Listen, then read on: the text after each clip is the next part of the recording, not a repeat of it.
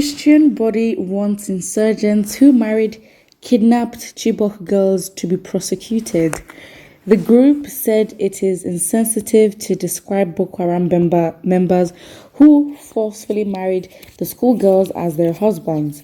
The Christian Solidarity Worldwide Nigeria has called for the prosecution of Boko Haram members who married abducted Chibok girls, Ruth Inglada Pogu and Hassana Adamu, who recently regained their freedom after 7 years in captivity.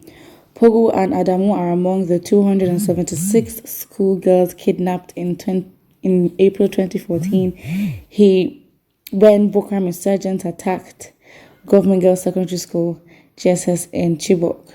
The two girls while in captivity were married off to their captors and gave birth to 2 kids each.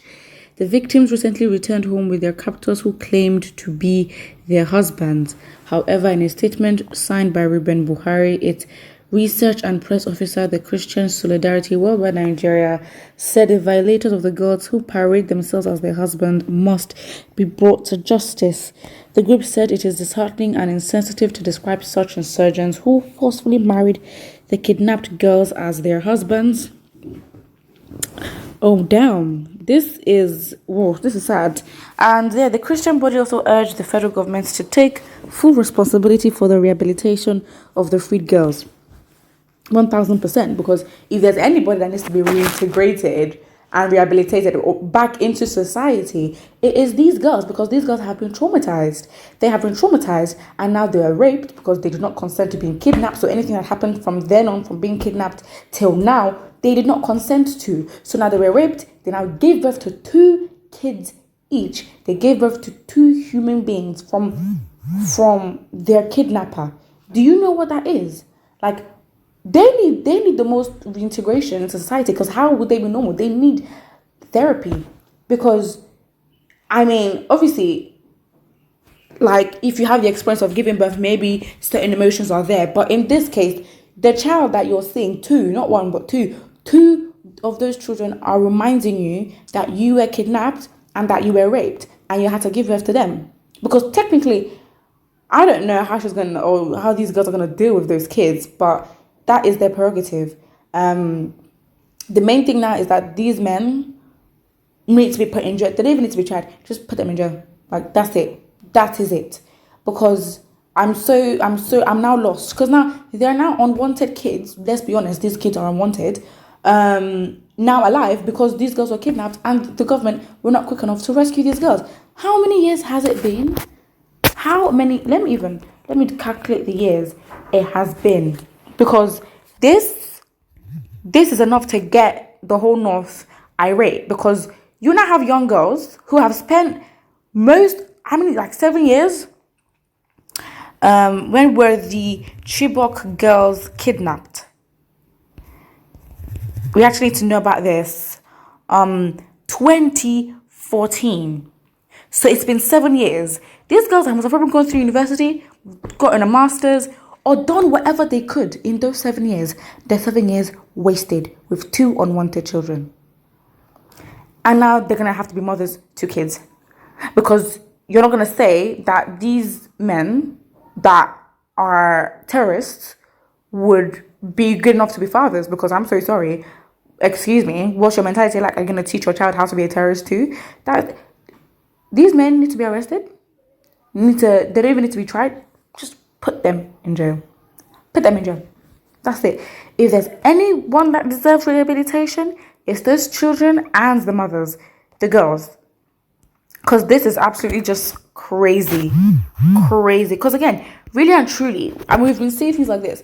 Little girls have died in their custody because they refused to, turn Muslim, or they refused to actually be raped, and they get killed, beheaded and all that. Listen, we've seen the videos. That's what they do. So these girls, of course, did not want to die and wanted, just had to comply by force. Wasn't like as if, my days. Someone says, can the Muslims take this act from Christians? Bunch of hypocrites. Okay. Someone here says, assuming it's Christians that did that, war would have started. Someone says they are President Buhari's boys, so nothing will happen. Damn. I mean, that is true.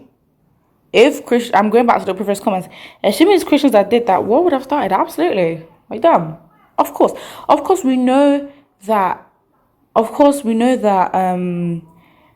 In Christianity, doing such is obviously a sin. It's not allowed. It's not in the Bible. We know that. But hypothetically speaking, we're just trying to say that they're not because of their religion, the way it's practiced in this country and how it's intertwined with people in government, it is less. It's not even likely they would ever get tried, because for the fact that these are criminals and terrorists, and the country is willing to grant them amnesty, says a lot. 1000%. There are Christians that are committing petty crimes. It's not even up to the severity of crimes like this, and are getting killed like this instant. So that's it. So it's absolutely valid. Assuming it's Christians that did this, war would have started. Someone says, hope you understand they were abducted during President Goodluck Jonathan, so that means he's responsible for the forced marriage, as he could not do anything after they were captured. Absolutely not. Government is government. Whoever is there, that is your problem. For the fact that you've been in government and you've been in that position of power and you did not do anything, listen, whoever is there, see, this is the problem. This is why the country is backwards. How can you associate a problem to other? And I understand, okay, fine. If this administration caused severe problem and damage, cool. But you're under the umbrella of the government. So what are you going to do? You're going to solve it. Because when you're in government, you do not choose the kind of problems that you want, and you select, oh, I'm going to fix this, I'm going to fix that. You don't do that. So regardless of when it happens, the fact is whoever is in government at the time is responsible. And for the fact that Jonathan left and Buhari came in and these girls were still kidnapped and he did nothing about, excuse me. See, this is the oneness we're talking about, the divide. This is where it comes from, because we don't see ourselves as one. We're not, like, it's the selfishness has eaten so deep, there's literally no point even trying to talk about this anymore, because it's like, what is the point? Put what you think about this in the comment section below. And don't forget to like and subscribe.